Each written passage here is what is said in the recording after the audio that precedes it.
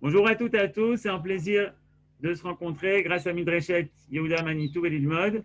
Et merci au professeur Trigano d'avoir accepté une première fois avec Zoom. Je laisse la parole à Brigitte. Bonjour et bienvenue à la Midreshet Yehuda Manitou. Nous avons le plaisir d'accueillir le professeur Shmuel Trigano. Le professeur Trigano, c'est un ami. Ce n'est pas la première fois, mais qu'il parle à la Midreshet Yehuda, puisqu'il intervient depuis des années très fréquemment. Pour la raison suivante, je vais vous dire pour quelle raison. D'abord, il faut que vous sachiez, Trigano, c'est un sociologue, il est professeur des universités. Je ne peux pas énumérer tout ce qu'il a fait pendant qu'il était en France notamment. Il a écrit peut-être 25 ou 30 livres, tous sur les sujets du judaïsme. Ici, il a fondé Dialogia, qui est une association avec une grande ambition au plan de la théorie, de la recherche intellectuelle sur le monde juif. À la fois Israël Diaspora et à l'intérieur d'Israël, la revue européenne d'études juives Pardes, l'Université populaire du judaïsme, tout ça c'est lui qui a pris l'initiative. Maintenant il y a Menorah également qui parle des problèmes de la société israélienne. Ce que je voulais dire, et la raison pour laquelle nous aimons beaucoup Shmuel, c'est que c'est un observateur du monde juif depuis le début. Mais c'est un observateur depuis l'intériorité du judaïsme. Autrement dit, sa recherche depuis le début, elle est à la fois spirituelle et politique. Ce n'est pas pour rien qu'il est capable de dire que Dialogia, c'est à la fois judaïsme dans la politique et politique dans le judaïsme. En réalité, nous avons là une recherche passionnée, profonde et extrêmement fructueuse, à la fois sur le judaïsme et sur la politique, c'est-à-dire comment, plus précisément pour ce qui nous concerne ici en Israël, comment faire pour que l'Israël d'aujourd'hui prenne sa place dans l'aventure, dans l'épopée extraordinaire du peuple juif, et conformément à sa vocation. Shmuel, tu as la parole. Merci beaucoup, Brigitte. Oui, pour moi, c'est une première expérience. Je ne suis pas un grand technicien, mais j'espère que ça ira toute la vie. Tu as très bien introduit mon sujet, qui n'est pas le fruit d'une réflexion théorique ou intellectuelle désincarnée, mais peut-être le résultat de 50 ans d'expérience. J'ai effectivement fait mon Aliyah en Israël en 1969. J'ai été étudiant à l'université hébraïque, puis je suis retourné en France et je suis revenu m'installer avec ma famille en Israël. Et en fait, je suis revenu au terme de toute une analyse dont l'origine est le fruit de l'expérience israélienne fondatrice. Une expérience paradoxale parce que dans cette expérience, j'ai eu le sentiment, et notamment à l'université hébraïque où j'ai passé 4 années, que au cœur de la renaissance d'Israël, il y avait encore une absence. Il y a encore une sorte d'exil intérieur qui n'était pas, qui ne trouvait pas d'expression. L'Israël d'il y a 50 ans était différent de celui d'aujourd'hui, bien sûr, mais cette expérience m'a saisi au vif et m'a conduit d'une part à repartir en France pour rester dans l'idéal du sionisme, c'est paradoxal, et deuxièmement, à entamer une recherche pour comprendre ce qui se passait. Pourquoi justement cette absence ou cet exil au sein même du retour? C'est cette expérience fondatrice qui explique en fait les 25 livres et plus que tu as signalés, notamment ce livre dont je voudrais vous parler, qui s'appelle en France Le Nouvel État juif, qui est sorti en 2015, et qui s'appelle en Israël Amedina Ayehudit Me'ever la Normaliyut, l'État juif par-delà la normalité. Et donc, dans ce livre, en fait, c'est peut-être une forme de conclusion sur le plan d'une action pragmatique, si l'on peut dire, puisque, bon, je crois que je suis arrivé à certaines conclusions de mon analyse, mais qu'en faire justement?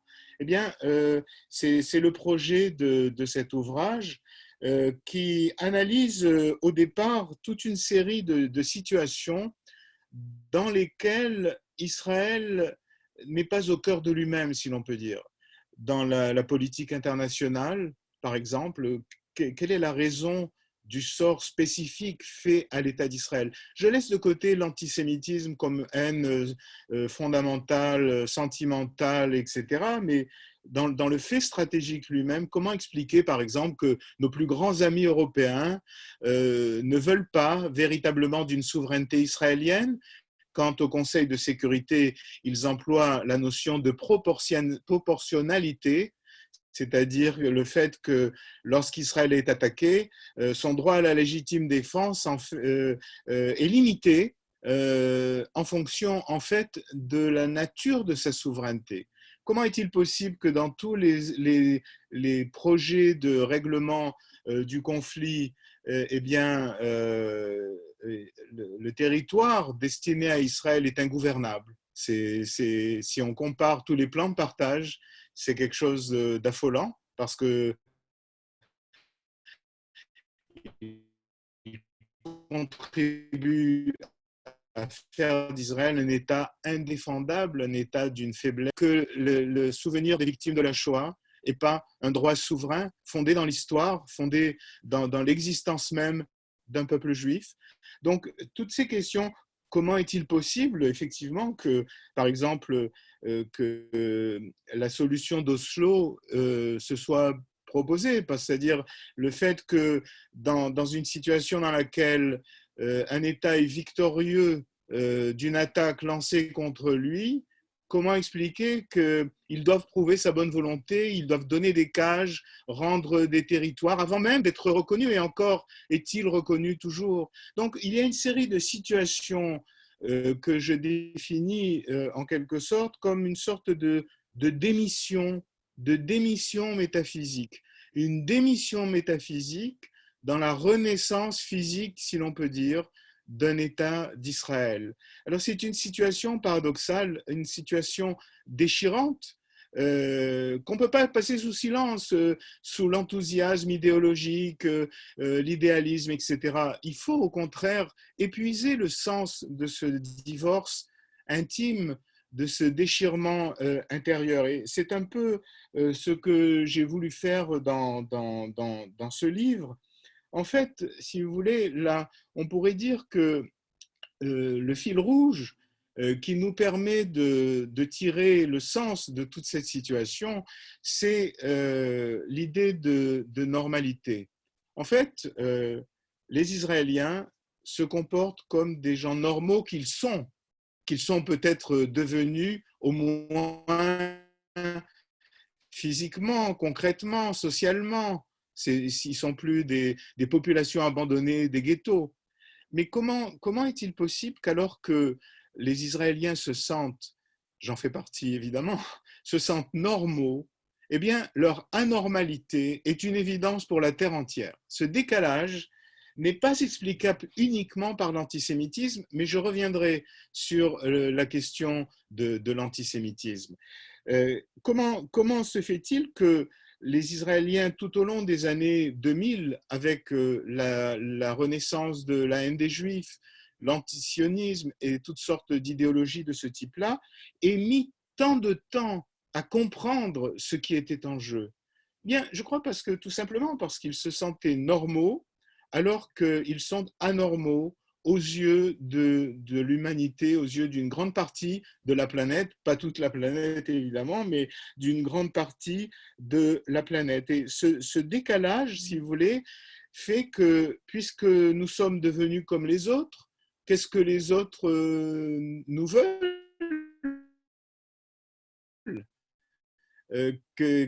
puisque dans tout ce qui est dimension négative, qui l'emporte aux yeux du reste de l'humanité. Donc, en cherchant l'explication de ce décalage, je suis remonté jusqu'aux origines de la modernité juive, de l'émancipation et de l'auto-émancipation. Parce que très important de comprendre que le sionisme politique s'est défini par Léo Pinsker comme une auto-émancipation, c'est-à-dire qu'il se réfère à l'émancipation. Mais l'émancipation, justement, de quoi parle-t-on?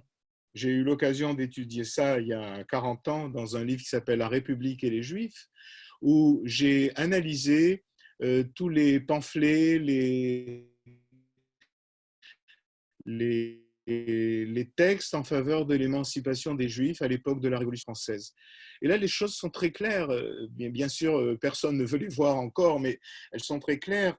Si vous voulez, c'est que le contrat de l'émancipation est un contrat qui ne reconnaît dans les Juifs que l'homme, que l'individu, mais pas le peuple, que l'homme, mais pas la judéité, qu'elle soit de nature culturelle ou qu'elle soit de nature quelconque, idéologique.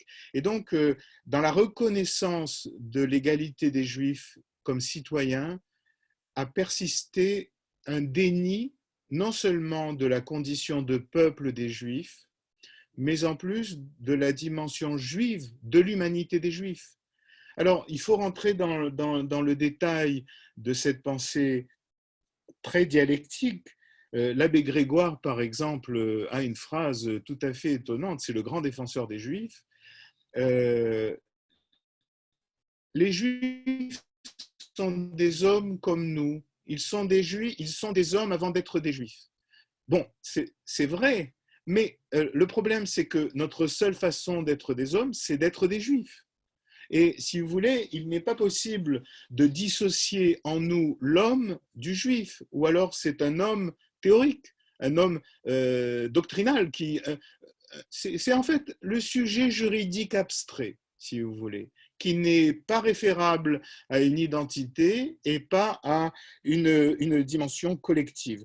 Donc en fait, cette charte qui laissait le peuple juif en déshérence, eh bien, elle a eu toute une histoire et tout un développement. La déshérence, je ne peux pas m'empêcher de voir une avenue entre le déni de la condition de peuple des Juifs, qui peut-être n'avait pas sa place dans l'Europe d'ailleurs, et la Shoah, qui est la destruction des Juifs qui étaient des citoyens individuels de leur pays respectif, la destruction en masse de ces Juifs-là, qui donc perdaient toute nationalité, toute citoyenneté. Et là, justement, dans cette destruction, les droits de l'homme ne servaient à rien pour sauver les Juifs sur ce plan-là, perdant leurs droits de citoyenneté. Et c'est là qu'on comprend la logique de la naissance du sionisme politique, parce que Herzl a compris très vite le sens, c'était un journaliste politique, il a compris le sens de ce qui se passait, et il a imaginé donc qu'il fallait rajouter à la condition citoyenne individuelle des Juifs, rajouter une dimension collective qui était la dimension nationale, puisqu'elle allait de pair avec un État. Il avait sous les yeux le développement du mouvement des nationalités en Europe, qui montrait que justement, la façon de vivre la citoyenneté n'était possible que dans le cadre d'un État et pas d'un empire. Alors, c'est ça, si vous voulez, le fondement des choses. Herzl a constaté, par exemple, que, parce que le moment de l'émancipation par la Révolution française n'est pas le moment terminal. Après, quelques années après, vous avez Napoléon qui convoque le grand Sanhédrin et qui oblige les Juifs à créer une association, le consistoire, association à laquelle ils étaient obligés d'adhérer. Et le consistoire napoléonien, c'est une sorte de super préfecture des Juifs pour voir comment ils s'intègrent dans la société. Mais il n'y a pas eu que la dimension contradictoire, presque sournoise du modèle napoléonien à l'époque, aussitôt, en 1840, apparaît le nationalisme en Europe, les nations, et avec le nationalisme apparaît l'antisémitisme. Et qu'est-ce que l'antisémitisme? La haine des Juifs en tant qu'ils sont un peuple caché. Et justement, c'est ce peuple caché qui est l'objet du déni de l'émancipation, qui est justement, c'est cette conscience-là qui va éveiller Herzl au souhait de la création d'un État juif.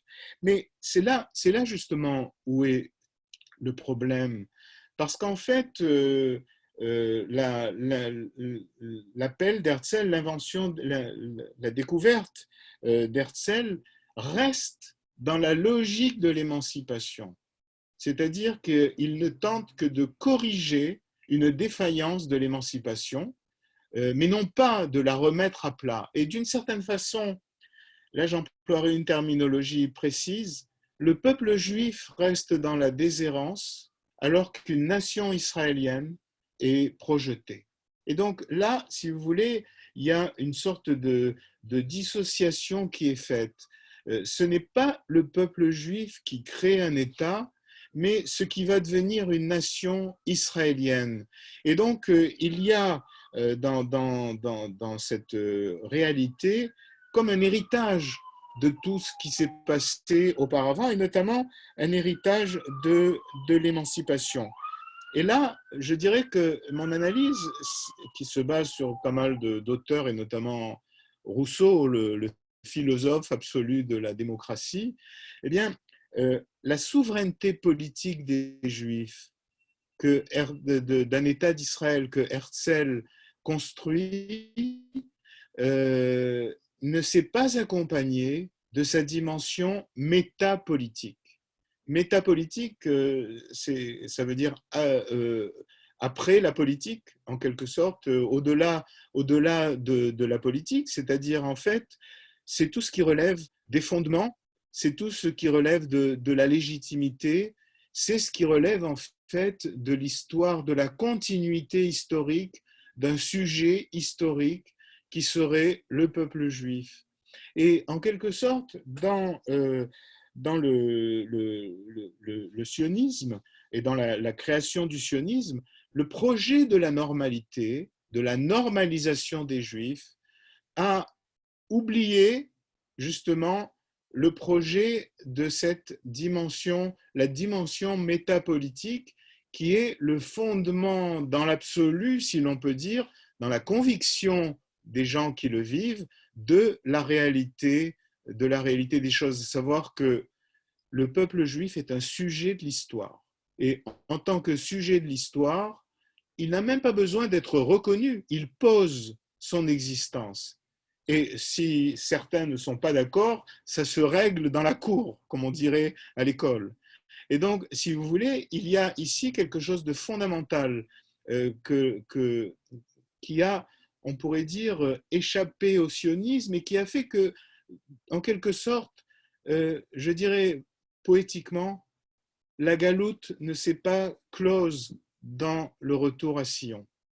Et donc, c'est une situation inédite dans l'histoire juive, dans l'attente que l'on peut avoir. Et on sait très bien qu'une des idées fortes de la théorie, des doctrines du sionisme politique, c'est Shlilat HaGalut, la négation de la galoute. C'est beaucoup plus fort que la galoute comme dimension politique. Il y a là-dedans, il y a un jugement, je dirais, d'ordre métaphysique extrêmement profond, parce qu'en fait, il faut voir aussi ce qu'on entend par galoute, mais ce n'est pas le sujet ici. Mais si vous voulez, je trouve là une formulation de ce décalage entre l'attente des siècles, des 30 siècles, et la réalité, bien que la réalité ne soit pas entièrement négative sur ce plan-là. C'est ça, si vous voulez, je formulerai ça autrement. Le paysage messianique est installé, mais comme dit la chanson israélienne, le Messie n'arrive pas. C'est il y a une chanson israélienne moderne, extrêmement forte à ce niveau-là. Il n'arrive pas, il a oublié de téléphoner, il n'a pas téléphoné. Donc, si vous voulez, c'est des choses très profondes, c'est-à-dire il y a une dimension spirituelle, une sorte de déchirement spirituel extrêmement fort entre l'attente séculaire et justement la réalité, pourtant qui répond en partie à l'attente, c'est ça la difficulté, qui semble contradictoire. Et donc, en quelque sorte, cet enjeu du métapolitique ne concerne pas seulement Israël en tant que, dans la dimension du sionisme.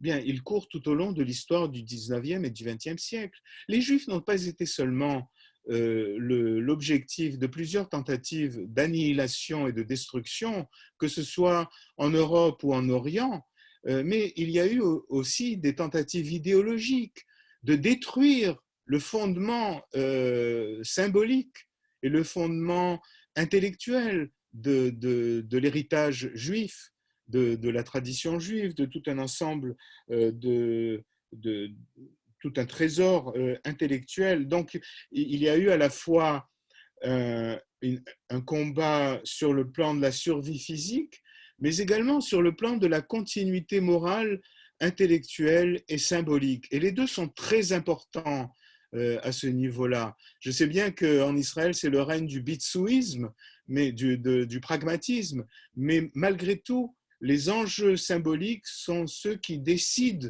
de la réalité et de ce qui doit être fait dans la réalité.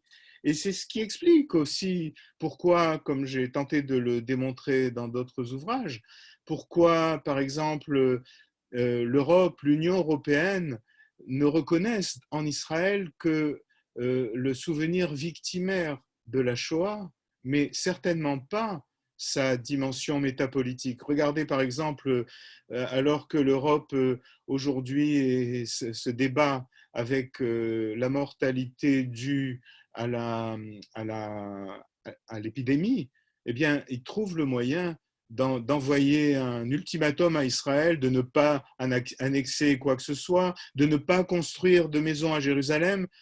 C'est quand même comme s'il y avait là un enjeu capital, très profond pour l'âme européenne. Ben, il faut comprendre la chose, il faut comprendre l'héritage de l'apôtre Paul, l'héritage de l'imaginaire religieux qui est aussi très à l'œuvre dans le monde musulman, pour comprendre justement cette situation. Mais pour comprendre cette situation, il faut aussi prendre en considération sa propre dimension métapolitique ou religieuse ou symbolique, comme vous voudrez. Il faut la prendre et l'accepter. Mais si on dénie par principe qu'il y ait dans le monde une réalité de ce type-là, alors on ne comprend rien à ce qui se passe. On ne comprend rien à la situation, et c'est le cas d'une partie importante de l'opinion israélienne sur ce plan-là. Et c'est ce qui explique aussi que l'opinion israélienne ne comprend pas véritablement l'enjeu de ce qui se passe dans l'Union européenne aujourd'hui, ou dans le monde musulman, ou dans le BDS, dans le nouvel antisionisme, etc. Donc là, il y a un enjeu capital qui se pose et auquel on ne se confronte pas. Voilà. Donc, parce qu'on n'en a pas les instruments, tout simplement. Donc, en fait, c'est ça qui est en jeu. Et ce qui est en jeu concernant l'État d'Israël, c'est: est-ce que l'État d'Israël est destiné à être un État souverain ou un État refuge humanitaire pour les persécutés? Bien, je dois reconnaître tristement qu'une partie de l'opinion juive pense que oui, il ne se justifie qu'en fonction de son héritage victimaire, alors que c'est catastrophique. Ça veut dire que c'est un État croupion qui n'assumera jamais sa souveraineté. Il y a en Israël, et juste compris dans l'armée israélienne, des gens qui pensent de cette façon-là. Ils se trompent sur le plan stratégique. Ça n'a rien à voir avec la dimension des convictions, des croyances, de l'idéologie. C'est une dimension stratégique. Qu'on le veuille ou pas, l'État d'Israël est marqué dans son image par l'Israël éternel aux yeux de toute l'humanité. Et plutôt que de fuir cette dimension-là, il faut l'assumer. la porter, la construire, surfer dessus. C'est capital justement sur le plan stratégique pour comprendre la réalité. Et donc, si vous voulez, on a un exemple très fort, la venue de tous les présidents européens à Yad Vashem. Elle est très ambivalente. D'un côté, c'est un succès politique, évidemment, mais de l'autre, sur le plan métapolitique, c'est catastrophique. Regardez le cheminement de Macron. Il est allé d'abord à Sainte-Anne, dans la vieille ville, pour faire un scandale et dire qu'en fait, les Juifs n'étaient pas chez eux à Jérusalem. Puis il est allé pleurer à Yad Vashem. Ensuite, il est allé à Ramallah, parce qu'en fait, justement, la culpabilité que l'Europe sent vis-à-vis de la Shoah se traduit en soutien à la cause palestinienne. Eh bien, ce trajet-là symbolise, si vous voulez, tout le problème et tout l'enjeu qui se trame entre, d'un côté, une souveraineté fondée sur le métapolitique, de l'autre, une souveraineté qui n'est que politique, mais c'est là qu'elle est fragile, justement. Par exemple, à Gaza, l'Europe, au Conseil de sécurité, demande qu'Israël se comporte comme un campement humanitaire qui ne peut pas agresser une collectivité qui l'agresse, un pouvoir qui l'agresse, qui ne peut pas réagir comme un État se défendrait, justement parce que ce n'est pas dans sa vocation d'avoir une telle dimension et une telle puissance. Et voilà, donc il y a ici un système général qui s'est mis en place et qui se reproduit sans que on ne comprenne très bien ce qui se passe à ce niveau-là. Il y a une grande déception vis-à-vis des élites juives diasporiques comme israéliennes, parce que justement, elles sont absentes sur ce front-là. C'est un front réel. C'est une bataille stratégique, symbolique, culturelle, si l'on veut aussi, intellectuelle.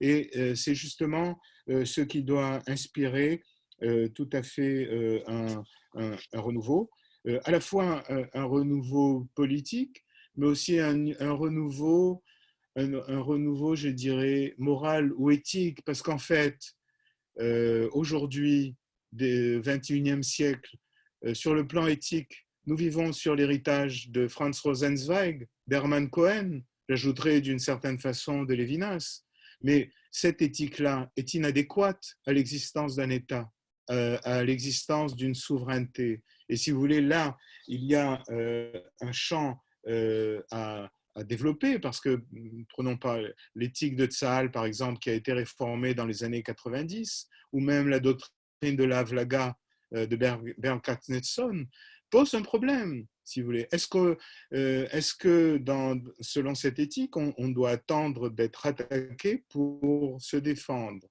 Si vous voulez, c'est la question de la responsabilité. Mais être responsable d'un individu, c'est très différent qu'être responsable d'une collectivité. Parce que dans un rapport de collectivité, eh bien, il y a un rapport de groupe à groupe.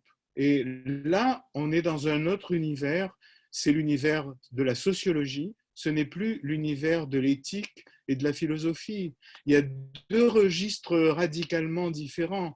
Et je dirais que malheureusement, on n'a pas, dans la tradition, dans l'héritage juif, on n'a pas développé encore une éthique conforme au salut collectif. J'entends le salut collectif qui n'est pas le salut de l'individu.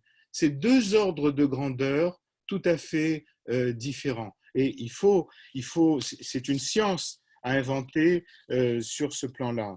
Alors, une autre façon de formuler la chose, c'est que l'État d'Israël n'a pas véritablement intégré, je dirais, j'emploierai une expression du livre du prophète Shmuel, le Netzach Israël, l'éternité d'Israël. J'entends par là justement cette longue historicité, la qualité de sujet de l'histoire, le lien avec cette histoire, avec la terre d'Israël, avec le peuple d'Israël, le portage de cet héritage biblique extraordinaire qui fait qu'Israël a son image dans le monde. L'État d'Israël a choisi de s'appeler Israël. Et donc, il s'est mis sous le signe de l'attente que l'on a envers Israël ou du préjugé que les autres peuvent avoir vis-à-vis d'Israël. Et c'est ça qui n'est pas assumé. Je voudrais vous citer une phrase de Jean-Jacques Rousseau que je cite beaucoup dans ce livre parce que pour penser toutes ces questions en pensant en même temps à la démocratie, à la question de la démocratie. Et voilà comment Rousseau définit le souverain. Cette personne publique qui se forme ainsi par l'union de toutes les autres prenait autrefois le nom de cité et prend maintenant celui de république ou de corps politique, lequel est appelé par ses membres État quand il est passif, souverain quand il est actif, puissance en le comparant à ses semblables. À l'égard des associés, ils prennent collectivement le nom de peuple et s'appellent en particulier citoyens, comme participant à l'autorité souveraine et sujets comme soumis aux lois de l'État. Mais ces termes se confondent souvent et se prennent l'un pour l'autre. Il suffit de les savoir distinguer quand ils sont employés dans toute leur précision.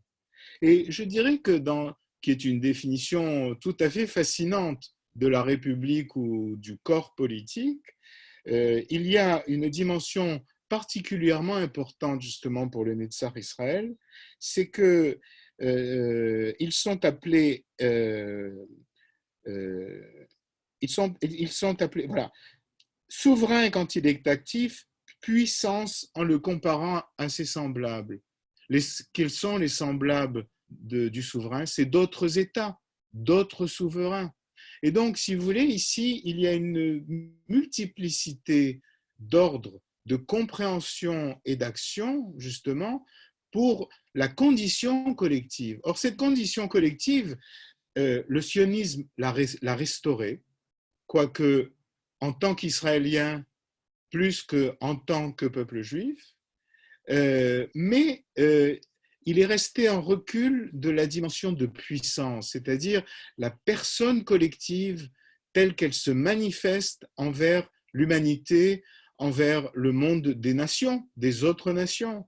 Et donc, c'est ça qui est défaillant, parce qu'en fait, la dimension de puissance repose sur la conviction d'une légitimité intrinsèque et non pas dépendante d'une reconnaissance ou d'un assentiment extérieur. Alors, en partie, l'État d'Israël est né de cette dépendance, mais si vous voulez, il est temps de retrouver la dimension de la souveraineté métapolitique, justement, pour être jusqu'au bout de la nature de cette collectivité. Donc, j'emploie une formule, une terminologie. Je dirais que l'État d'Israël a reconstruit, a rétabli la dimension collective, la dimension de peuple des Juifs, mais il l'a rétablie en tant que nation israélienne.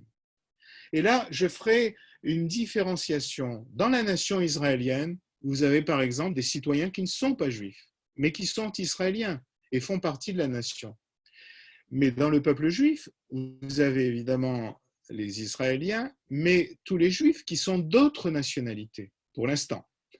Et donc, parce que la démographie nous prédit qu'on va vers un univers où la majeure partie du peuple juif sera israélienne, qui sera une nouvelle donne tout à fait révolutionnaire et prophétique sur le plan de la signification. Et donc, en quelque sorte, il y a un problème que le peuple juif pose à la nation israélienne. C'est ça, si vous voulez, j'arrive à formuler ici le problème de la normalisation. La normalisation, c'est de faire du peuple juif un peuple comme les autres, c'est-à-dire une nation, un État-nation israélien. Je dis israélien dans ce sens-là. Mais qu'en est-il du peuple juif? Il est resté en quelque sorte en suspens dans l'histoire. Il pose un problème à Israël, car comment nommer autrement le fameux débat insoluble sur un État juif et démocratique? que le nommer comme étant la formulation d'une question juive. Il y a une question juive qui se pose dans la démocratie israélienne. On ne sait pas quoi faire du peuple juif. Vous avez des idéologues post-sionistes qui demandent la fin de la loi du retour, comme le parti arabe, d'ailleurs, le troisième parti de la Knesset, et donc qui récuse l'idée qu'il y a un peuple juif, que désormais il y a un peuple israélien, point, c'est tout. Et donc, tout le monde a vu comment la loi de la nation a fait scandale, comme si le fait de reconnaître et de déclarer qu'il y a un peuple juif était du fascisme. C'est fascinant. C'est fascinant, et surtout quand on est un historien et qu'on sait ce qu'est le fascisme, et quand on sait ce que c'est, regardons la Constitution française, on verra que la République française parle français et pas chinois. Et donc, si vous voulez, l'assomption nationale par les États démocratiques est une évidence. Il n'y a que le postmodernisme aujourd'hui, qui est une forme de post-marxisme, pour contester cette évidence et affaiblir d'ailleurs l'Occident dans l'Union européenne. Donc, si vous voulez, le problème, c'est cette dimension de puissance qui se dit en hébreu ma'atzama, qui est en jeu justement dans la politique israélienne aujourd'hui, et qui finalement impulse une grande partie de l'évolution. Aujourd'hui, nous sommes à un carrefour, si vous voulez. L'État d'Israël est compté dans une échelle internationale comme la 8e puissance du monde, ce qui est fascinant. Je crois que on le doit aussi à la politique de Netanyahou ces dernières années, qui a été un grand Premier ministre sur ce plan-là. 8e puissance sur 194 pays. C'est fascinant, c'est incompréhensible, mais c'est la réalité. Ça nous libère de la survie, quoique nous sommes à la veille de la crise économique de l'épidémie, mais de la lutte pour la survie concrète, objective. Et donc, une avenue s'ouvre, nous sommes à un carrefour. La question de l'identité d'Israël n'est pas résolue. Elle est encore en chantier, et elle est chantier parmi les Israéliens eux-mêmes. N'oublions pas un phénomène tout à fait stupéfiant. Le post-sionisme est né en Israël. Et c'est le post-sionisme qui a fourni les bases idéologiques au nouvel antisémitisme, à l'antisionisme sur le plan mondial. Et donc, c'est quand même un défi inimaginable, considérable. J'ai passé 15 ans à l'étudier en créant un centre de recherche sur l'antisémitisme, une revue, etc., parce qu'il y a là un événement formidable. Il y a une sorte de dissension profonde dans le peuple juif quant à savoir la raison même d'exister. Et donc là, si vous voulez, il y a un problème urgent.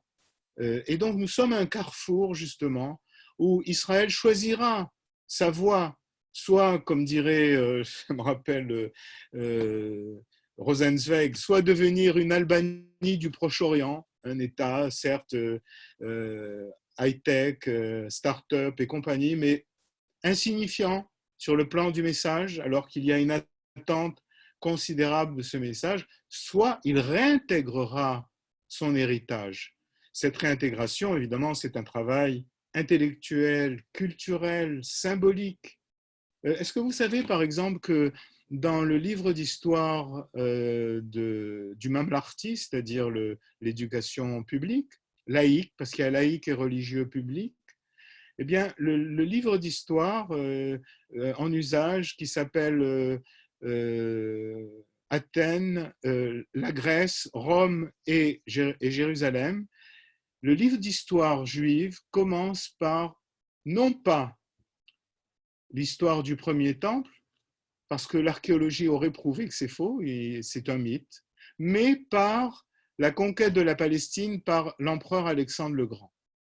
Bien, là, vous avez tout le drame symbolique israélien. Vous transmettez aux enfants l'image du sujet juif en commençant par lui couper la tête. Même si le fondement de l'existence et de l'histoire juive est mythique, supposons-le, peu m'importe, il est réel. Et ça, il faut être un sociologue pour savoir que l'imaginaire a une dimension sociale la plus épaisse qui soit. C'est bien plus important que les coordonnées économiques, etc., etc., la dimension de l'imaginaire collectif. Donc, le fait de commencer avec Beit Rishon, avec le premier temple, ne nécessite pas d'être croyant. C'est un état de fait, c'est ce que l'histoire nous a légué, c'est ce que nos ancêtres ont cultivé, etc. C'est un fait historique qu'il faut donc intégrer. Donc, c'est un petit exemple du travail à accomplir dans le domaine de l'éducation nationale, dans le domaine de la culture. Dans la culture, nous avons deux ordres de culture. Vous avez par exemple, regardez par exemple l'édition, vous avez l'édition courante, moderne, qui est dans les librairies, et vous avez l'édition religieuse avec des caractères spéciaux, des couvertures en dur spéciales, etc. Comme s'il y avait deux ordres de pensée, deux ordres de culture. Quand j'achète Platon à Paris, c'est un livre de poche. Mais on ne peut pas imaginer une chose pareille dans l'univers cloisonné de l'Israël tel qu'il s'est institué et constitué. Je fais référence à l'université, je fais référence aux universitaires et qu'il y a un véritable problème. L'université s'est fondée sur la doctrine de la Wissenschaft des Judentums, la science du judaïsme du 19e siècle allemand, mais cette science du judaïsme, par décision épistémologique, a supprimé toutes les dimensions sociales, politiques, imaginaires, etc., pour rester dans la philosophie pure, l'étude des textes, la religion ou la mystique. Et donc là, il y a un choix épistémologique qui casse en fait la collectivité imaginaire sur le plan de la culture. Donc il y a un problème sur ce plan-là. Il y a un problème également sur le plan de la démocratie, parce qu'en fait, si je me réfère à l'histoire juive de la démocratie, celle de l'émancipation, eh bien, il n'y a pas eu de reconnaissance dans la démocratie de la condition de peuple. Et là, vous en avez l'expression dans la pratique de la Cour suprême israélienne, justement. Et donc, la Cour suprême ne peut reconnaître que l'individu abstrait, elle ne reconnaît pas la dimension spécifiquement juive des Juifs. Or, nous avons vu que l'histoire nous a démontré que cela nous conduisait à une catastrophe, à savoir la Shoah. Et donc, si vous voulez, il n'est pas possible, même sur le plan de la doctrine démocratique, il n'est pas possible de passer sous silence l'histoire des totalitarismes, l'histoire des génocides du XXe siècle, qui sont le produit de l'ère démocratique. C'est qu'il y a aussi un problème qui est posé dans la doctrine démocratique, et pas seulement de savoir si le judaïsme est démocrate ou pas. Ça, c'est une autre question qui demande aussi à être clarifiée, à être résolue, à être développée. Il y a tout un champ nouveau, la philosophie politique du judaïsme, à développer. Moi-même, je m'y essaie, mais si vous voulez, c'est un travail d'une génération qui est encore à faire à ce niveau-là. La question de la démocratie se pose aussi vis-à-vis de l'identité nationale. On voit aujourd'hui les problèmes qui se posent à l'Union européenne, où il y a cette dissociation des droits de l'homme et de l'identité nationale, une situation qui n'assure pas du tout que les droits de l'homme seront respectés. Parce que pour que les droits de l'homme soient respectés, il faut qu'il y ait un tribunal. Pour qu'il y ait un tribunal, il faut qu'il y ait un État. Pour qu'il y ait un État, il faut qu'il y ait une nation.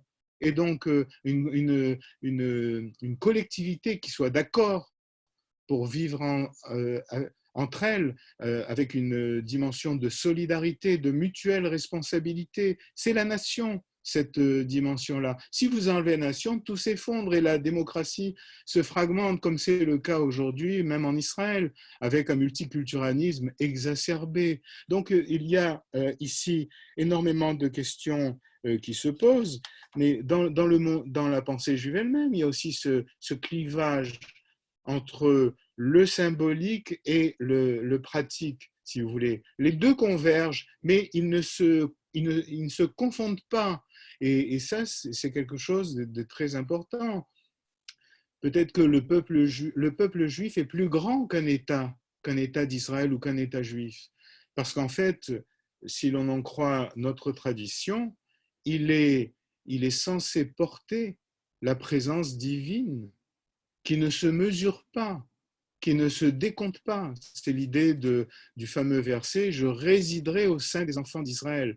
Que veut dire ce verset?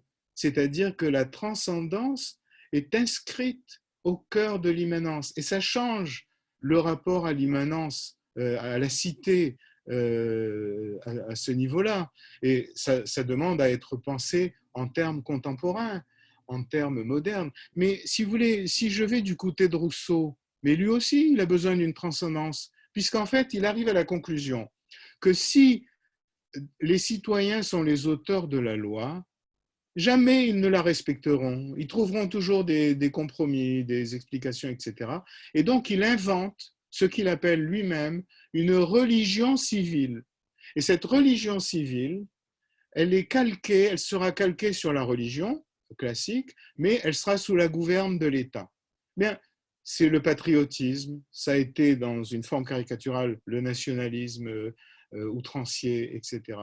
C'est ça la démocratie, c'est pas ce que l'on croit aujourd'hui dans l'héritage, dans la pensée post-moderniste fondée sur un individualisme radical qui détonne justement dans ce cadre et dans cette dimension-là. Donc en fait, les problèmes qui se posent à Israël sont à la fois les problèmes du peuple juif, mais également les problèmes tout court de la modernité politique. Et dans ce sens-là, je crois que si Israël arrive à développer cette approche et cette pensée, eh bien peut-être qu'il découvrira des modèles dont pourront s'inspirer aussi les pays démocratiques. Parce que tout cet enjeu dont je vous parle ne se pose que dans les pays démocratiques, pas dans la majeure partie des pays de la planète. Donc c'est ça qui est important à comprendre. Mais il y a aussi un autre problème dans tout ça, c'est justement quelle est la référence du judaïsme qu'on évoque pour fonder tout ça, ou pour fonder aussi l'existence juive en Israël. Et là il y a aussi un problème, parce que on peut estimer, je pense qu'on peut le justifier, j'ai tenté de donner des explications dans cet ouvrage, que le judaïsme rabbinique, en fait, a du mal à se confronter à la dimension contemporaine de l'existence juive, à savoir l'existence d'un État, d'une armée, d'un marché économique, d'une diplomatie, etc. Malheureusement, à cause de l'histoire, il a perdu la conscience, si j'ose dire, de la collectivité juive. Vous voyez, dans une collectivité, pour aller très vite, vous avez des méchants et vous avez des gentils. C'est-à-dire, elle est diversifiée. D'accord? Et c'est bien l'image que nous avons du peuple juif assemblé au Sinaï. Vous avez tous les juifs, toutes sortes de juifs, y compris le Erev Rav, les nations qui sont sorties, qui ont profité de la brèche de la sortie d'Égypte pour se joindre à Israël. Et donc, et la révélation est donnée à toute cette population, quelle qu'elle soit. Et ça, c'est le sens de la collectivité d'Israël. Même si dans cette population, vous avez un pourcentage de déni ou ce que vous voulez, n'empêche, elle fait partie de cette collectivité. Et ça, c'est la responsabilité d'un État, si vous voulez. Ça ne peut pas être la responsabilité d'un Beit Din unique, c'est la responsabilité d'un État. Il y a une souveraineté, il y a une dimension du politique qui est à distinguer des autres dimensions morales, religieuses, etc., parce qu'elle a sa propre logique interne dès le moment où nous ne parlons pas d'individus seuls, mais d'une grande collectivité. Et ça, malheureusement, je pense, c'est ce que je pense, le judaïsme rabbinique, qui est le seul judaïsme que nous ayons, qui est ce lien justement avec les origines, eh bien, il est défaillant sur ce plan-là. Il est défaillant peut-être par nécessité. J'aime beaucoup une doctrine que Feu Daniel Elazar, qui était un professeur de sciences politiques à Bar-Ilan et qui a créé le Jerusalem Center for Public Affairs, qui est décédé il y a quelques années. Il avait entamé avec d'autres auteurs le projet de créer une discipline qui s'appelait la tradition politique du judaïsme. Justement, essayer de rassembler toutes les dimensions politiques qu'on trouve dans le judaïsme.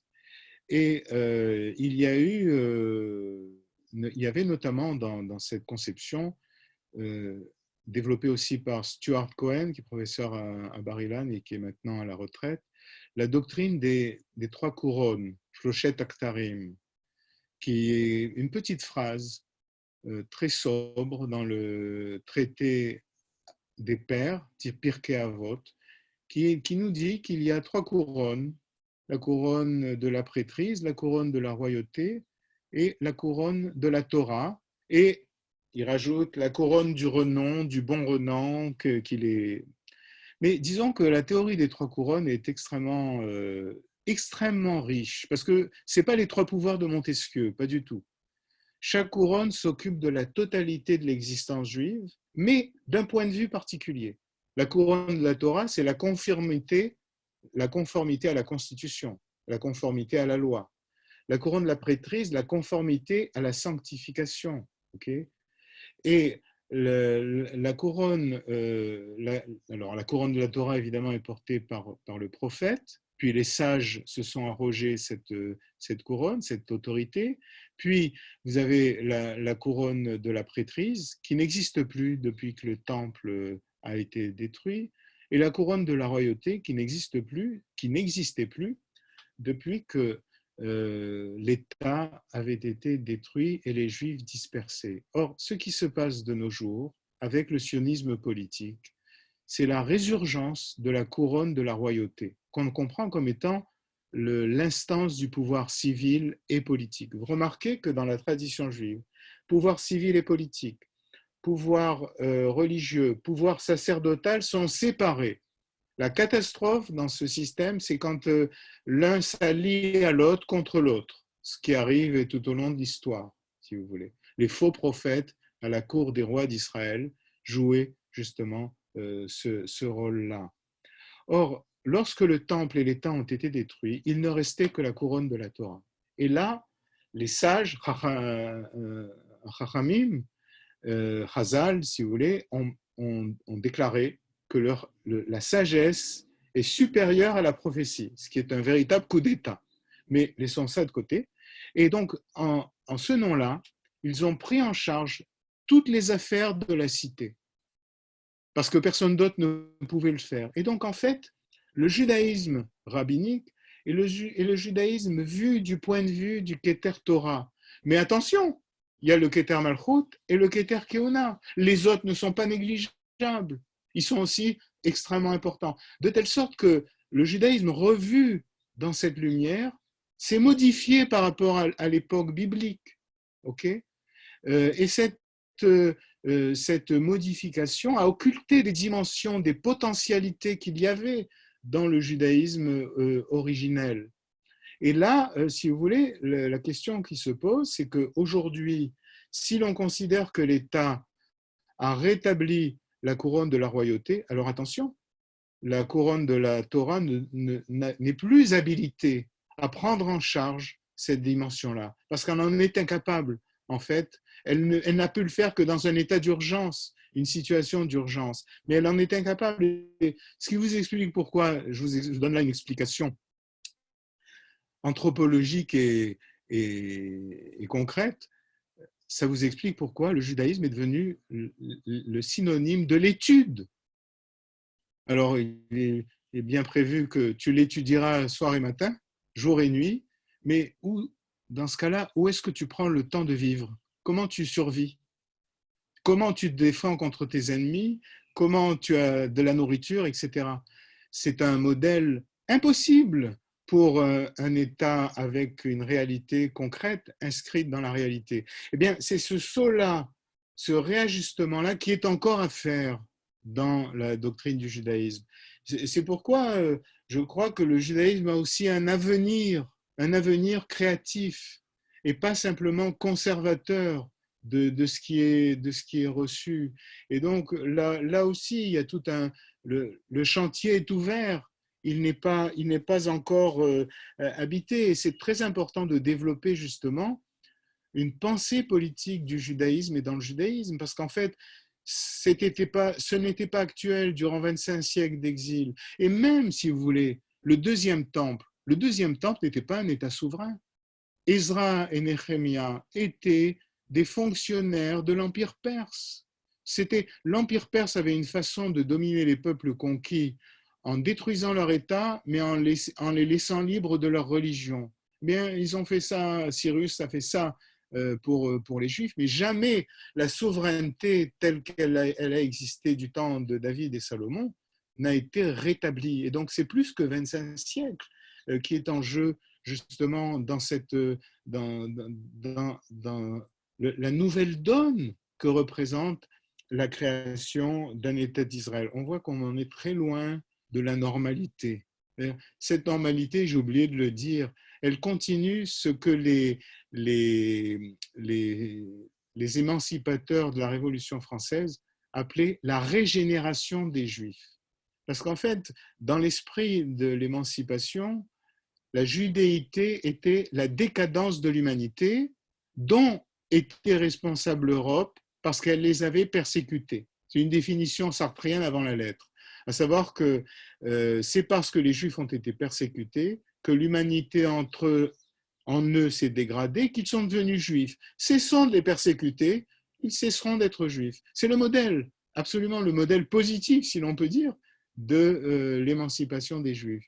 Et donc, on voit que la normalisation, en fait, a voulu continuer en créant un État, une nation qui s'ajoutait à l'individu, mais on voit que les conséquences sont considérables dans l'histoire, dans la condition juive, et qu'on ne peut pas, si vous voulez, la solution du melting pot ben-gurionien.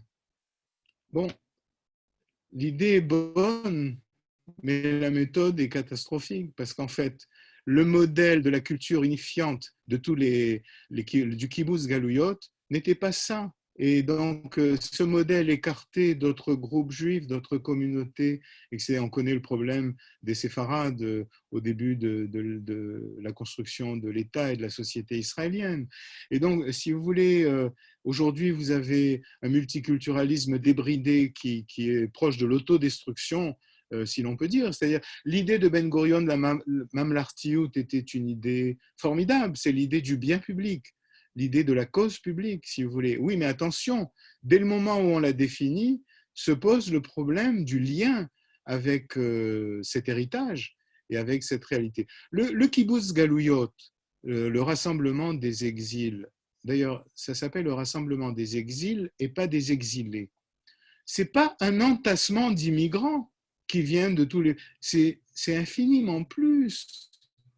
C'est le rassemblement des exils, c'est-à-dire des exils qui sont dans l'humanité, qui font l'humanité des peuples. Et d'une certaine façon, le rassemblement des exils en Israël, c'est le rassemblement de tous les peuples de la terre que les Juifs portent dans leur héritage et avec eux. Et donc, c'est infiniment plus grand que quelque chose qu'on peut comprendre de façon nationale ou nationaliste. Et cette dimension est restée non développée, elle est encore à penser, à développer. Bref, il y a un enjeu considérable qui se pose, qui n'est pas simplement, je voudrais préciser la chose, l'enjeu de la particularité, du particularisme. Aujourd'hui, il y a une sorte d'hystérie vis-à-vis de la notion d'identité. Un homme politique français a même forgé le terme d'identitarisme. C'est une farce. C'est une farce. Pour un sociologue, tout a une identité. Tout individu, toute collectivité, même celle qui dénie l'identité, a une identité. Et donc, il faut être sérieux. Il faut savoir de quoi l'on parle. L'identité, parler d'identité, ce n'est pas relever du fascisme comme les postmodernistes le prétendent. De même, l'enjeu d'Israël n'est pas qu'un enjeu du particularisme. Vous voyez, quand alors, je ne vais pas revenir au drame de la Cour suprême israélienne parce que c'est vraiment le champ d'exercice de tous les problèmes que j'ai évoqués ici, au niveau du droit, cette fois-ci, et pas seulement de l'idéologie. Mais il ne faut pas se méprendre sur la notion de la singularité d'Israël et du judaïsme. J'emploierai le terme de singularité plutôt que de particularité ou de particularisme. Parce qu'en fait, ces notions se définissent par rapport à la notion d'universalisme. Mais il ne faut pas se tromper. Est-ce que vous croyez que l'universel existe? L'universel, en règle générale, c'est la puissance dominante de l'époque. Lorsque l'apôtre Paul parle de l'universel qu'il appelle katholikos en grec, c'est l'Empire romain. Et de toute évidence, le christianisme fusionna avec l'Empire romain. Donc, en fait, pas d'illusion. Les Juifs aiment se gargariser avec le mot universel, universalisme. Ils sont une petite nation de rien du tout. Et donc, il n'y a qu'une petite nation comme ça pour parler d'universel et d'universalisme. Non, l'universalisme, c'est une autre économie, un rapport totalement différent. Je soutiendrai l'idée que dans ce qui apparaît comme étant la particularité d'Israël, c'est un enjeu universel qui se joue. Et donc, nous n'avons pas à penser l'État d'Israël comme un petit État particulier, particulariste, etc. Les questions que nous avons évoquées sont au cœur des questions contemporaines. De même, sa célébrité mondiale antisioniste, hélas, montre que le monde entier sent que quelque chose est en jeu ici. Alors, assumons-le. C'est ça le tournant stratégique. Il faut l'assumer pleinement et l'intégrer dans toute stratégie collective. Et c'est vrai à la fois à l'intérieur et également à l'extérieur. Voilà, si vous avez des questions, si on fait une pause. Merci beaucoup, un grand merci. Est-ce que vous voulez faire une pause? C'est comme vous voulez, s'il y a des questions. Alors non, alors on va aux questions. Alors on va faire comme ça, tout celui qui veut poser une question, vous avez en bas de votre écran, vous avez l'option de lever la main. Et comme ça, je vous ouvre le micro et il n'y a pas de balagan. On va voir si ça marche. Brigitte, alors Brigitte, je te vois, avec Havol. Ah oui, d'accord. On a envie de te demander par où on commence.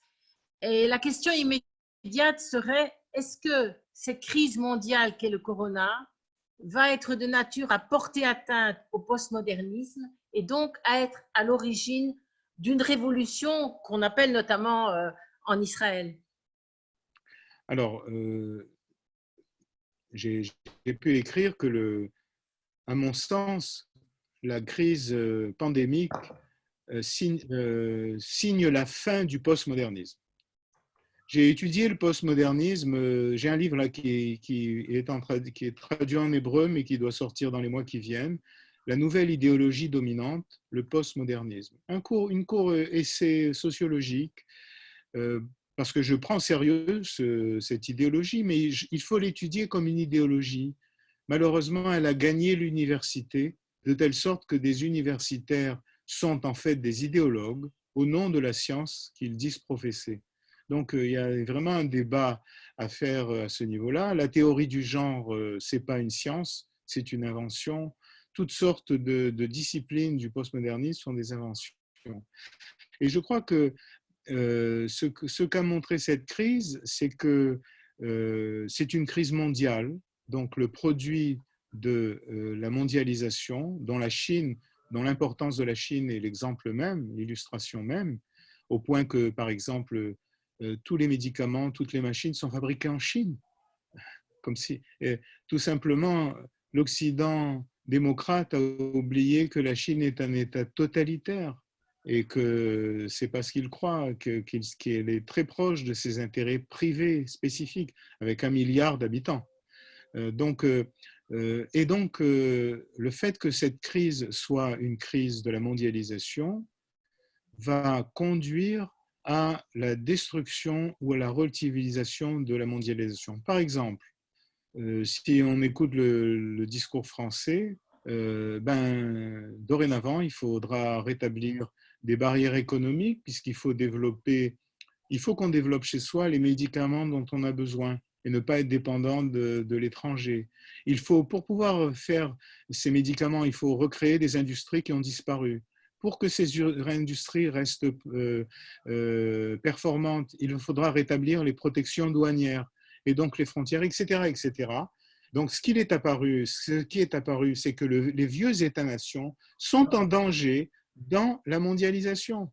Donc, je ne sais pas ce que cela va augurer, mais en tout cas, il me semble qu'on a redécouvert, même l'Union européenne, qui se veut le modèle absolu, a redécouvert les frontières à tous les niveaux. Donc, à ce niveau-là, alors peut-être aussi, il y a une chose peut-être plus spirituelle et plus profonde, c'est que je crois qu'avec le postmodernisme et toutes sortes de théories adjacentes, l'humanité a dépassé la limite du possible. C'est-à-dire, elle a cru qu'elle pouvait s'auto-créer, s'auto-fonder.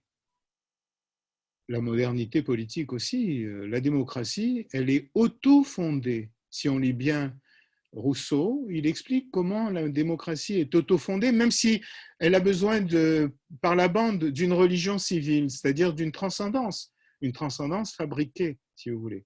L'autofondation, c'est le mythe babélien. D'accord ? Or, il y a une logique dans l'histoire humaine, et qui est l'histoire, à mes yeux, qui commence par le récit biblique, qui est justement comme un phénomène d'autodestruction qui va de pair avec l'autofondation. Nous dépassons notre limite génétique, si j'ose dire, sur le plan moral. Et donc, c'est toujours suivi d'une destruction. Donc, la destruction, elle est considérable. C'est le marché économique aujourd'hui, au sortir de la crise. Mais je crois qu'il faudrait que ça conduise aussi à des réformes sur le plan de ce qu'on a cru possible ces 30 dernières années dans le monde démocratique. Et je crois que là, il y a un message qui est adressé à toute l'humanité. Bon, l'espoir, c'est qu'Israël, que Jérusalem soit le lieu qui reprenne en charge la doctrine de l'humain qui lui vient de Béréchit, parce qu'elle nécessite aussi une réactualisation et elle est vilipendée de toutes parts parce qu'elle est mécomprise. Mais il y a un enjeu. Si Jérusalem est effectivement un centre pour l'espérance humaine, eh bien, quelque chose doit venir d'elle sur ce plan-là. D'autant plus que la question du du genre, comme toutes sortes, on trouve beaucoup d'intellectuels juifs qui l'assument et qui la créent. Et donc, il y a un débat interne en même temps qu'il y a un débat mondial, en tout cas du point de vue juif, sur ce niveau-là. Mais qui pense à ça? Malheureusement, les mouvements religieux, etc., bon, on pense surtout à des questions de statut, de pouvoir, etc., mais qui pense à la vocation universelle d'Israël, justement, qu'un État d'Israël dont Jérusalem est la capitale, qu'un État d'Israël rend possible. C'est ça qui me semble important et qui devrait se relever. Alors, pour répondre à la première partie de la question, je dirais qu'il y a d'abord une révolution éducative et culturelle à mettre en œuvre.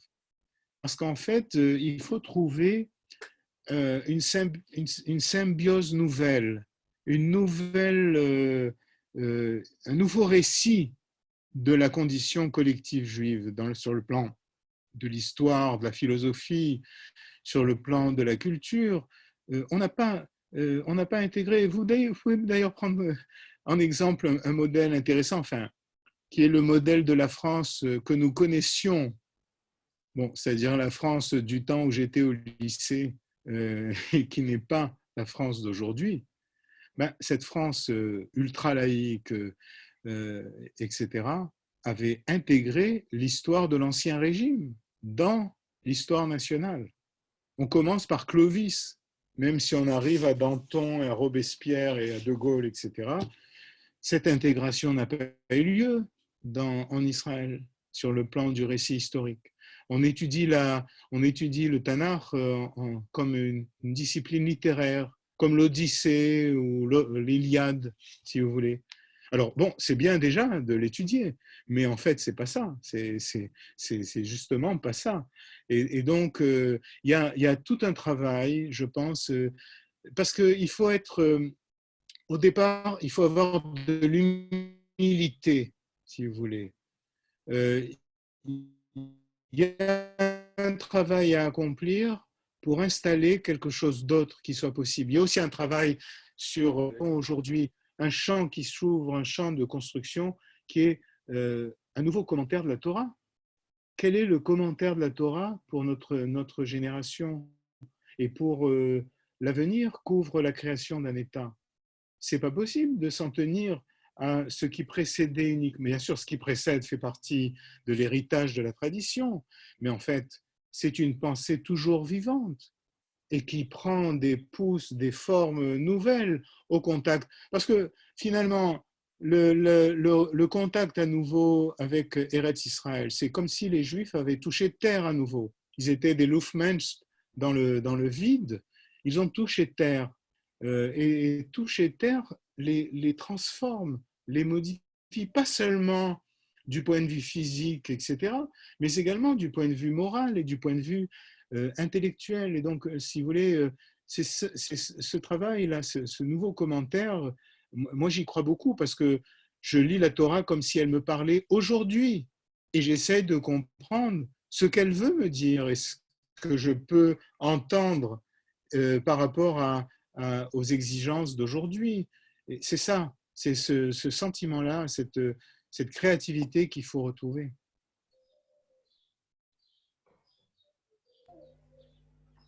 Toda. David Ben Soussan, à Oui, vous bon. de parler. Oui, je m'excuse, je n'ai pu vous rejoindre qu'un peu plus tard parce que j'avais des Zooms professionnels avant cela. Donc, je n'ai pas assisté au début de la présentation. Mais j'aimerais parler sur ce thème. Je constate, malheureusement, à Montréal, en Angleterre, à New York et partout, comment est-ce que beaucoup de sociétés orthodoxes ont complètement ignoré les instructions des ministères de la Santé dans leur pays, comme si ça ne les concernait pas du tout. Et généralement, ça s'est passé dans des milieux qui sont entièrement déconnectés de la société. Dans Pirkei Avot, il y a marqué sortez et allez voir quelle est la vraie vie ailleurs. Comme on dit en anglais, go and smell the coffee. Allez à l'extérieur. Mais cette déconnexion complète de la société, ça joue en fin de compte contre eux et indirectement, ça joue contre la société. Alors, ça me montre encore une fois que cette crise identitaire des religieux, et ils sont de plus en plus nombreux un peu partout, c'est dramatique pour le judaïsme en général. Mais la question que je me pose, est-ce que cette crise, cette pandémie actuelle va sonner un coup de semonce, va réveiller les gens pour qu'ils se rebranchent à la vie moderne, à la société et arrêter de vivre en vase clos dans la tour d'ivoire de l'étude? C'est la question que je me pose. Bon. Peut-être plusieurs questions en même temps. Excuse-moi, Johan, peut-être il y a d'autres questions. Peut-être. Ça marche, très bien. Moi, je pense que Monsieur Zerbib, une seconde, j'essaie de vous ouvrir. Voilà, c'est bon. Et Shalom Shmuel, j'espère que tu vas bien. Je ne vous vois pas, je ne sais pas comment on fait, mais je ne vous vois pas. Une seconde. C'est Jean-Charles Voilà. Zerbib, ne t'inquiète pas. Là, je ne vois... Voilà, oui, d'accord. Salut. Merci de ton intervention. Vu le thème, je suppose que ce n'est pas par hasard que c'est aujourd'hui que ça a été choisi, puisque c'est le 160e anniversaire de la naissance de Herzl. Voilà. Voilà. Donc, on est dans la thématique du sionisme et de l'identité juive de ce pays, si on se réfère à État juif, État des Juifs et d'autres livres. Je comprends que ton livre est une réponse au livre de Aleph Bet Yehoshua qui lui réclamait pour une normalité juive. Et c'est au contraire, il souhaitait que les Juifs marchent sur le trottoir et non pas au milieu de la rue, comme il le dit dans son livre. Mais ma question est la suivante, à propos d'identité juive et de sionisme. On a vu se développer avec la pandémie actuelle de très nombreux discours de sollicitation des anciens textes. Ils nous ont expliqué que le Messie était là, que les synagogues de diaspora fermées étaient justement le signe que le temple allait être reconstruit. Je voudrais savoir ce que le sociologue que tu es en pense. Bon, donc je réponds aux questions. Alors, justement, la première question, il faut comprendre la nature de l'ultra-orthodoxie. Les ultra-orthodoxes sont persuadés qu'ils sont les derniers juifs du monde. Et ils se sont constitués en Hongrie-Roumanie au XIXe siècle. C'est un mouvement moderne, l'ultra-orthodoxie, mais les ultra-orthodoxes ne le savent pas, parce que cette version-là n'existait pas auparavant dans le judaïsme. Donc, ils se sont retirés de la société du peuple juif parce qu'ils estimaient qu'ils étaient perdus, et notamment par rapport au libéralisme, au judaïsme libéral du 19e siècle et du 20e siècle. Donc, ils ont créé ainsi une société dans la société, parce que lorsqu'ils se sont retrouvés en Israël, c'est là où ils ont créé une société dans une société juive. Tant qu'ils étaient à l'étranger, ils étaient résidents dans une société étrangère, différente. Leurs exigences n'étaient pas les mêmes que celles qu'ils ont vis-à-vis d'Israël, etc. Et donc, c'est déjà un bouleversement fondamental à ce niveau-là. Mais je dirais que d'un point de vue sociologique, je dirais ça sous forme journalistique, les Israéliens ont les ultra-orthodoxes qu'ils méritent. Les laïcs ont les ultra-orthodoxes qu'ils méritent. C'est-à-dire qu'en fait, la condition juive, c'est toujours un équilibre tendu entre l'immanence et la transcendance. Mais quand l'immanence est trop forte, à savoir la vie israélienne, la transcendance est encore plus accentuée. Et donc, face au naturalisme de la société israélienne, son côté débonnaire, etc., l'ultra-orthodoxie constitue un contrepoids sur le plan de l'identité juive collective, parce que la question se pose, quelle est la place de l'ultra-orthodoxie dans le peuple juif si on estime que les juifs non orthodoxes ne sont pas des non-juifs? Donc, si vous voulez, le problème est celui-là. Alors, je crois qu'effectivement, par rapport à ce qui s'est passé en Israël, le fait, par exemple, bon, les choses ne sont pas allées sans violence, mais le fait que les gens confinés se sont vus nourris par des soldats de Tsahal leur apportant des plateaux repas, etc., peut-être que les choses se sont naturalisées et qu'il en restera un écho, c'est-à-dire que ce n'était pas une armée de nazis comme souvent les extrémistes les appellent, mais qu'au contraire, une armée qui était aussi à leur service. Alors peut-être que ça changera les choses. Je rajouterai une dimension importante à laquelle on ne pense pas. C'est que l'existence d'une ultra-orthodoxie antisioniste ouvre la porte à une minorité arabe antisioniste sur le plan de la nation israélienne. Et donc là, il y a un véritable problème. Vous ne pouvez pas critiquer le parti arabe d'être antisioniste si vous avez les vôtres qui le sont aussi.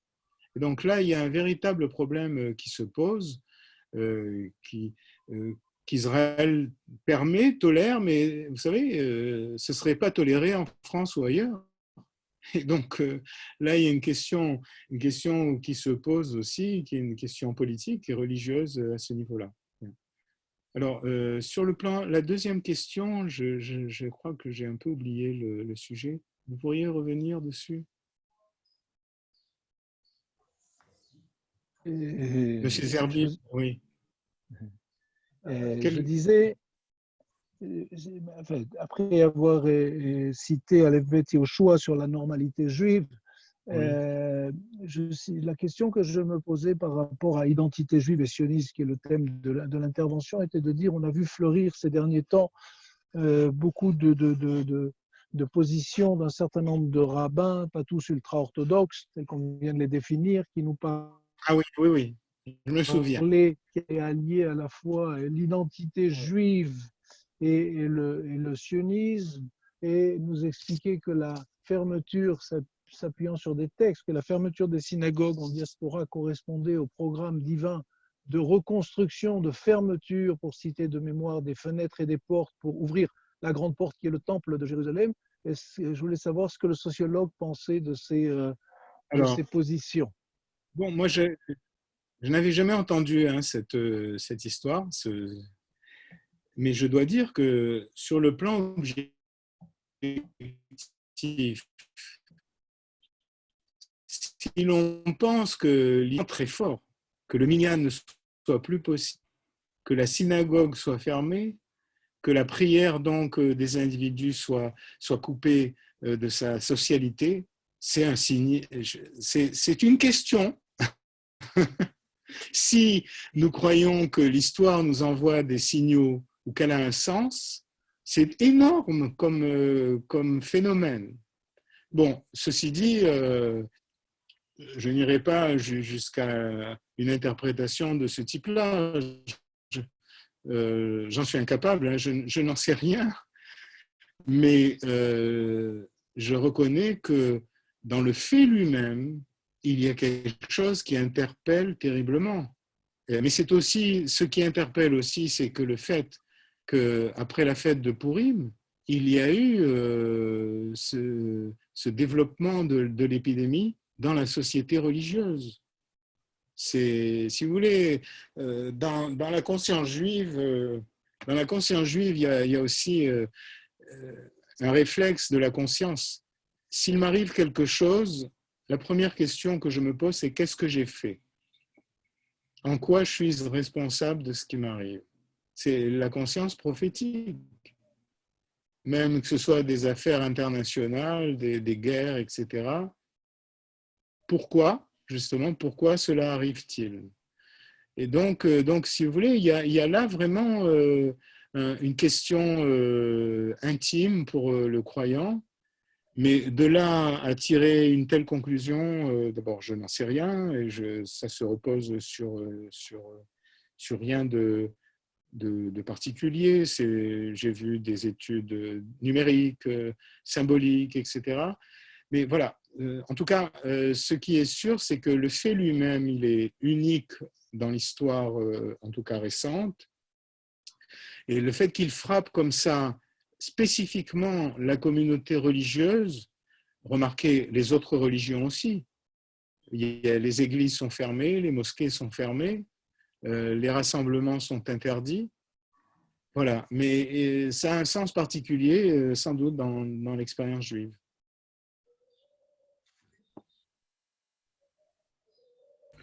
Merci bien. Une dernière question, peut-être?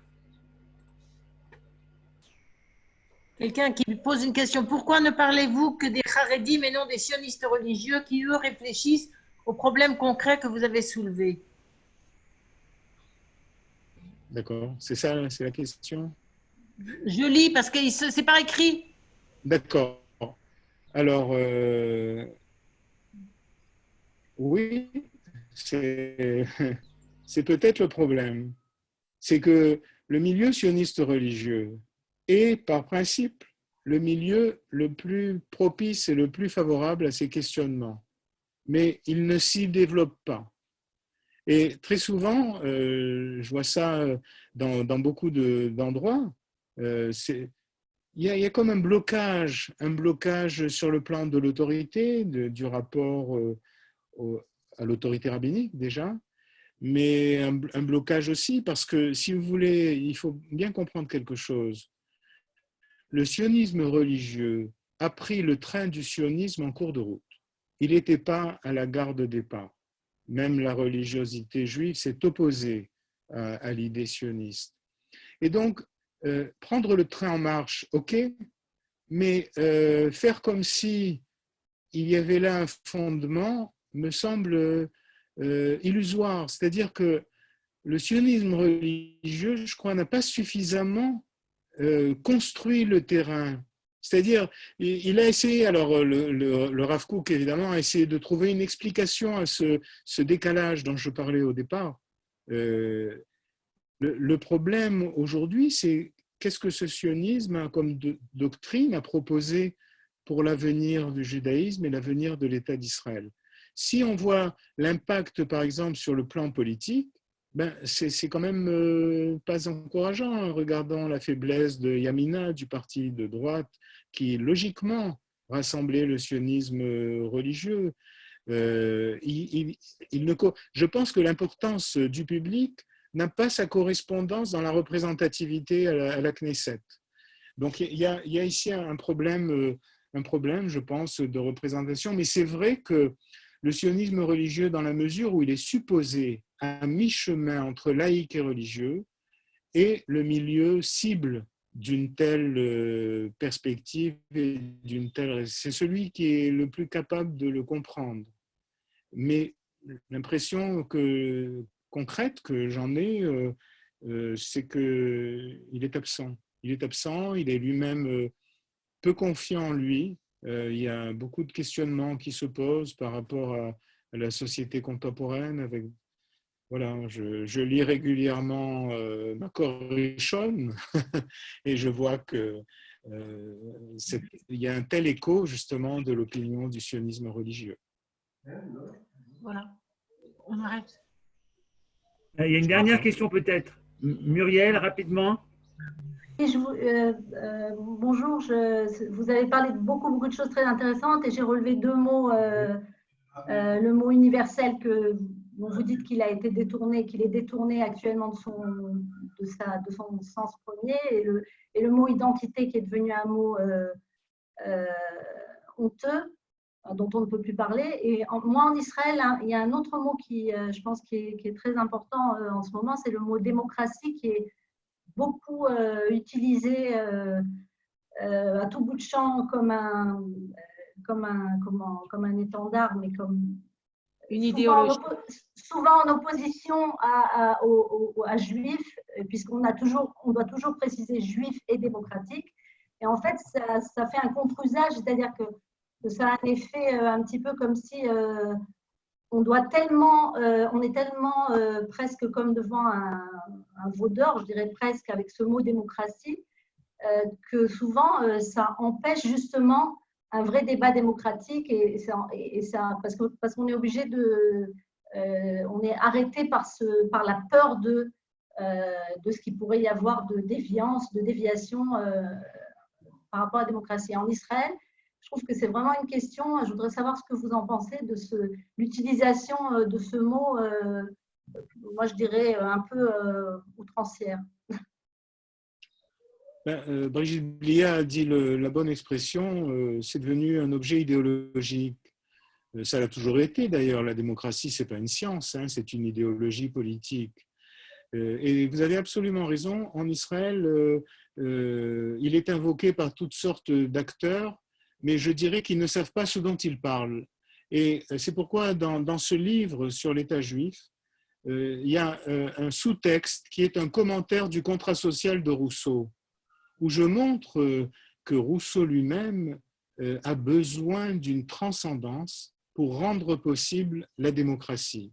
Et donc, si vous voulez, cette transcendance, elle est fabriquée. C'est la religion civile, le patriotisme, le nationalisme, la mythologie de la démocratie romaine, le grand législateur, et il est évident que Rousseau pense à un législateur mythique comme Moïse. Il est évident que Rousseau pense à Moïse quand il écrit cela, parce que Rousseau estime que, oui, la démocratie est capable de construire des lois, mais elle est incapable de se diriger en fonction de valeurs.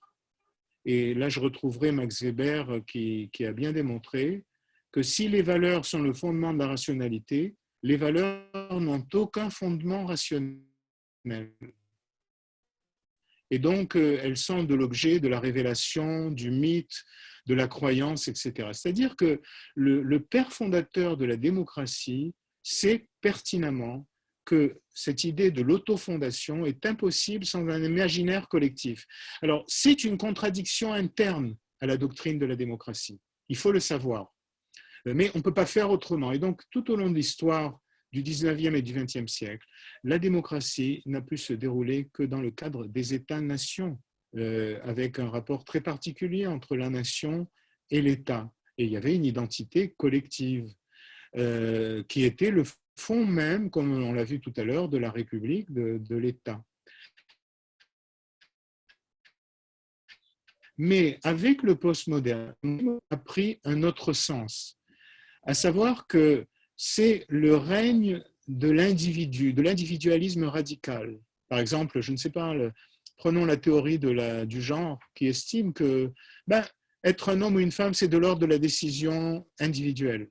Bon, il y a une négation de la dimension de la concrétude, du rapport symbolique, de la parenté, de tout un ensemble de dimensions. Mais donc, en fait, la démocratie telle que les postmodernistes la pensent, c'est, comme diraient d'autres auteurs, une post-démocratie. On n'est plus en démocratie. On n'est plus en démocratie, en Israël comme ailleurs. Et donc, nous sommes dans une autre forme mutante, justement, qui est lourde de totalitarisme, je dirais. Parce que, en fait, le postmodernisme est aussi une utopie illusionniste et illusoire. Cette idée d'une maîtrise totale de la condition humaine, de la nature, cette idée d'être responsable de la pollution, etc., est une identité délirante, tout simplement, qui attribue à l'homme un pouvoir irréel sur ce plan-là, et qui fonde d'ailleurs une religiosité de la culpabilité, etc. Et donc, si vous voulez, il y a là un problème par rapport auquel il faut prendre une distance. Les démocraties ont souvent créé des utopies. Ces utopies ont été totalitaires et elles ont détruit la démocratie. Vous vous rappelez qu'il y avait bien des démocraties totalitaires en Europe de l'Est. Les démocraties communistes, ça s'appelait comme ça. Et donc, si vous voulez, voilà. Alors, je crois qu'il est très important de ne pas se laisser impressionner par des mots grandioses qui ne sont pas à la hauteur de la situation, mais démontrer que la conception des gens qui se recommandent de la démocratie n'est pas conforme à la théorie démocratique. Ce n'est pas plus compliqué que ça. Ou alors, la démocratie est une théorie, ce n'est pas une science. On ne l'enseigne pas à l'université, on la met en acte, ou on la combat, ou on la défend, etc. Mais Brigitte Billard a très bien défini l'économie actuelle, c'est une idéologie. Alors, vous savez très bien aussi, si vous suivez la télévision, hélas, comme tout le monde, le ton moralisateur des journalistes, c'est quelque chose d'insupportable. Ils font la morale à longueur de jour sur tous les problèmes. Mais en quoi sont-ils habilités à faire la morale? Où sont leurs œuvres? Où sont leurs preuves de l'autorité qu'ils prétendent avoir?